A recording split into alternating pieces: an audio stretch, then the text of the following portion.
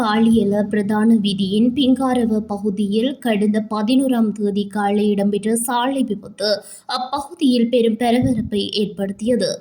கடந்த 11ஆம் தேதி காலை வீதியில் பயணித்த பேருந்து ஒன்றும் முச்சக்கர வண்டி ஒன்றும் நேருக்கு நேர் மோதியதாக தெரிவிக்கப்படுகின்றது. மோதலின் தாக்கத்தில் முச்சக்கர வண்டி வீதியில் கவிழ்ந்து பின்னர் பேருந்தின் மீது சாய்ந்த நிலையில் நின்றதாக தெரிவிக்கப்பட்டது. இந்த விபத்து எதனால் ஏற்பட்டது என்பது குறித்து இதுவரை உறுதியான தகவல்கள் வெளியாகவில்லை. சம்பவம் தொடர்பாக காலியல போலீசார் மேலதிக விசாரணைகளை மேற்கொண்டு வருகின்றனர். விபத்து காரணமாக அந்த பகுதியில் சிறிது நேரம் போக்குவரத்து நெரிசல் ஏற்பட்டது. பின்னர் போலீசார் மற்றும் பொதுமக்களின் உதவியுடன் வாகனங்கள் அகற்றப்பட்டு போக்குவரத்து சீரமைக்கப்பட்டது.